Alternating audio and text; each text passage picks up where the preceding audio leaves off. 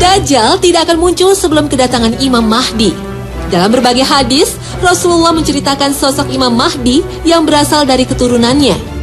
Bila tidak tersisa dari dunia kecuali 1 hari, tentu Allah akan panjangkan hari tersebut sehingga Allah utus padanya seorang lelaki dariku atau dari keluargaku. Namanya seperti namaku dan nama ayahnya seperti nama ayahku. Ia memenuhi bumi dengan keadilan. Sesuai dengan sabda Rasulullah, maka Imam Mahdi bernama Muhammad atau Ahmad dengan ayah bernama Abdullah. Sifat fisik Imam Mahdi seperti hadis yang diriwayatkan Abu Daud. Tersingkap rambutnya dari arah kepala bagian depan atau dahinya lebar. Hidungnya mancung, ujungnya tajam, bagian tengahnya agak naik. Secara sederhana, bisa disimpulkan bahwa hidung Imam Mahdi tidak pesek. Imam Mahdi akan hidup dan memimpin dunia selama 7 atau 9 tahun. Hal ini sesuai dengan hadis yang diriwayatkan oleh Ibnu Majah. Selama masa kepemimpinan Imam Mahdi, maka kaum muslimin akan hidup dengan bertabur nikmat dan rezeki dari Allah Subhanahu wa Ta'ala. Kedatangan Imam Mahdi pada dasarnya akan mempersatukan kaum muslimin yang terpecah dan berkelompok-kelompok. Dan setelah mampu mempersatukan kaum muslimin, maka Imam Mahdi menegakkan negara Islam dalam satu bendera. Imam Mahdi di kalangan penganut Syiah diyakini merupakan imam yang ke-12.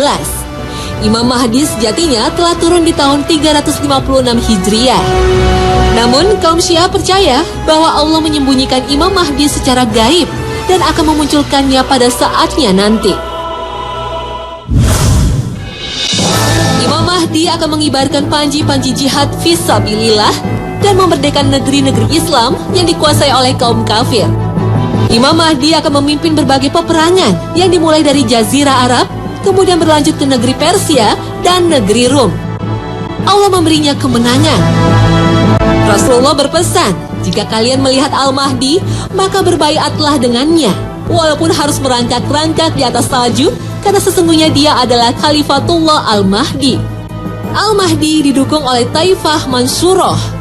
Mereka adalah pasukan Islam yang berpegang teguh pada Al-Quran dan Sunnah Rasulullah sebagaimana generasi awal umat Islam. Pasukan pembela Al-Mahdi ini disebut Asyabur Rayati Su'ud. Mereka memegang panji-panji hitam seperti bendera hitam yang dibawa pasukan Rasulullah. Dalam sebuah hadis disebutkan akan keluar suatu kaum dari arah timur. Mereka akan memudahkan kekuasaan bagi Al-Mahdi.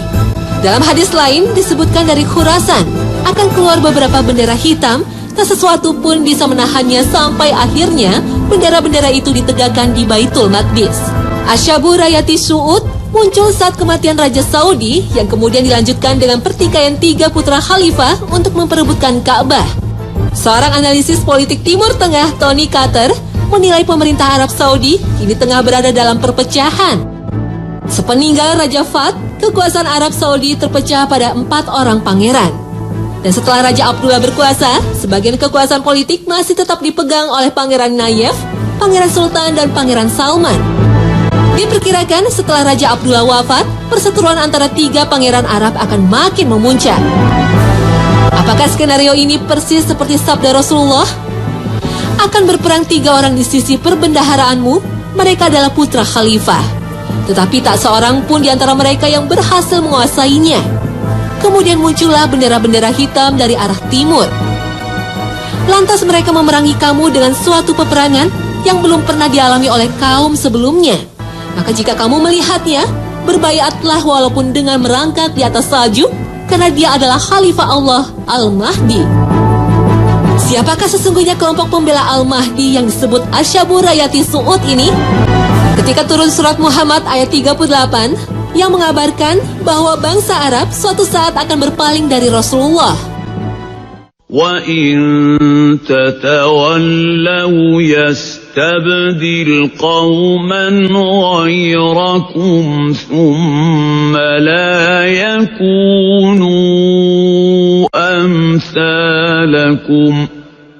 Para sahabat saat itu bertanya kepada Rasulullah, jika kita berpaling, siapakah yang akan menggantikan tempat kita?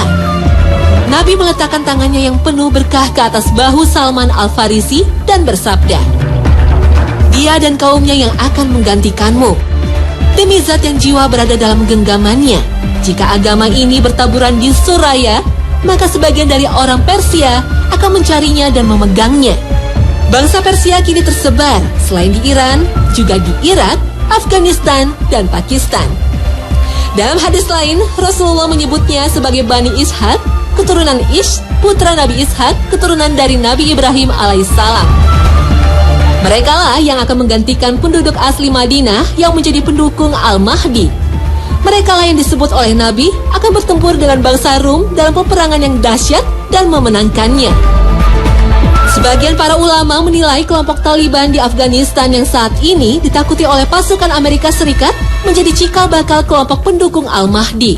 Meskipun kaum muslim fundamentalis ini sering dirusak citranya oleh media barat, namun karakter dan kehidupan mereka dianggap lebih cocok sebagai kaum militan yang teguh menegakkan ajaran Islam secara utuh.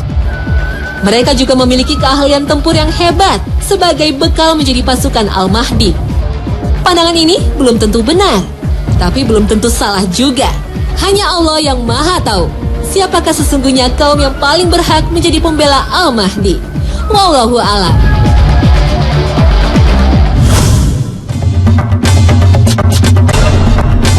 Turunnya Nabi Isa alaihissalam menjadi salah satu tanda besar makin dekatnya kiamat.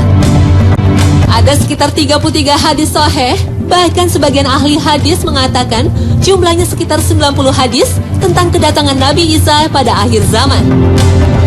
Dalam sebuah hadis, Nabi Isa akan turun di Menara Putih di Damaskus. Dalam hadis lain disebutkan, ia mengenakan 2 potong baju yang dicelup Ja'faron dan Waros dengan meletakkan kedua telapak tangan di atas sayap-sayap 2 malaikat. Jika ia menundukkan kepalanya akan menetes. Jika dia mengangkatnya, turunlah air seperti mutiara. Maka tidak ada seorang kafir pun yang mencium aroma nafasnya, kecuali dia pasti mati dan nafasnya tercium dari jarak sejauh pandangannya. Saat turun, Nabi Isa ikut mendirikan salat bersama Imam Mahdi. Imam Mahdi kemudian berkata, "Majulah wahai Rasulullah, jadilah imam." Nabi Isa menjawab, "Tidak di antara kalian ada pemimpin yang telah dimuliakan oleh Allah dalam umat ini." Nabi Isa turun ke bumi tidak membawa syariat baru, tapi melanjutkan syariat Nabi Muhammad untuk menegakkan agama tauhid dan meluruskan kaumnya yang menyembahnya sebagai Tuhan. Nabi Isa bersama pasukan Al-Mahdi berhasil menaklukkan Roma, kemudian membunuh babi dan memecah salib. Sejak itulah umat Nasrani berbondong-bondong memeluk agama Islam, kecuali kaum Yahudi. Pasukan Islam di bawah kepemimpinan Al-Mahdi dan Nabi Isa kemudian memerangi bangsa Yahudi. Inilah tanda-tanda kiamat yang paling besar, sebagaimana sabda Rasulullah. Tidak akan terjadi hari kiamat sehingga kaum muslimin memerangi bangsa Yahudi, sampai-sampai Yahudi berlindung di balik batu dan pohon. Lalu batu dan pohon tadi akan berbicara, "Wahai orang Islam, hai hamba Allah, di belakangku ada orang-orang Yahudi. Kemarilah, bunuhlah ia, kecuali pohon Gorkot, sebab ia itu sungguh pohonnya Yahudi." Bangsa Yahudi dipimpin Dajjal akan melakukan perlawanan. Inilah perang terbesar pada akhir zaman. Dajjal bersama pasukan Yahudi akhirnya berhasil dikalahkan. Dalam sebuah riwayat, saat Dajjal melarikan diri, dihadang oleh Nabi Isa alaihissalam. Badannya mendadak meleleh seperti lilin terkena api. Maka musnahlah Dajjal yang hidup di muka bumi lebih dari 4.000 tahun. Setelah itu, dunia akan diliputi keamanan dan kedamaian. Nabi Isa akan hidup di bumi selama 24 tahun menegakkan keadilan dan kedamaian. Dalam hadis lain disebut selama 40 tahun. Nabi Isa kemudian wafat dan dimakamkan di samping makam Rasulullah.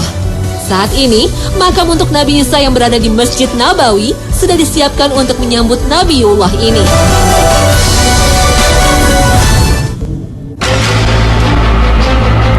Turunnya Nabi Isa alaihissalam ke muka bumi ini merupakan tanda yang jelas datangnya hari kiamat.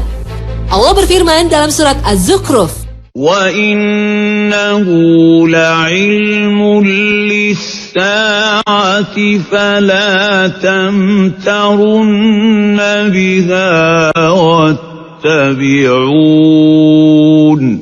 هَذَا صِرَاطٌ مُسْتَقِيمٌ. Dan sesungguhnya Isa itu benar-benar adalah tanda bagi hari kiamat. Karena itu, janganlah kamu ragu-ragu tentang kiamat itu dan ikutilah aku. Inilah jalan yang lurus.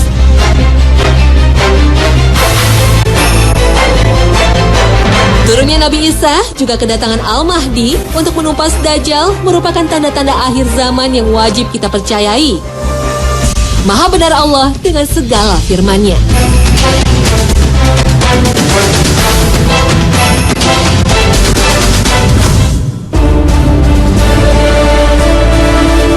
Nah pemirsa, inilah akhir kebersamaan kita dalam 3 serial kiamat.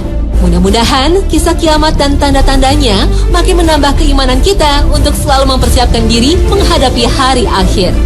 Terima kasih atas perhatian Anda dan jangan lupa untuk terus menyaksikan Hasanah yang akan menyajikan berbagai tema yang lebih menarik. Wassalamualaikum warahmatullahi wabarakatuh.